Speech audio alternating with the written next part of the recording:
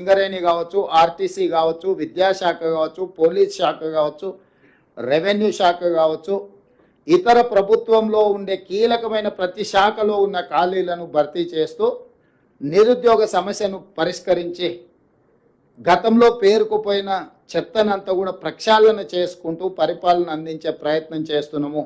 ఏది ఏమైనా ఇందులో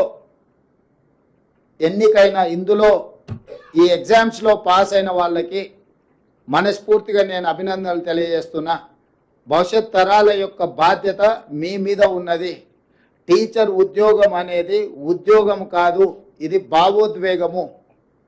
నీళ్లు నిధులు నియామకాలలో ఈ నీళ్లు కూడా మనకు ఒక భావోద్వేగము, విద్య కూడా ఇంకొక భావోద్వేగము తెలంగాణకు. ఎందుకంటే గత పాలకుల వల్ల అది తెలంగాణ రాష్ట్రం రాకంటే ముందు కానీ తెలంగాణ రాష్ట్రం వచ్చిన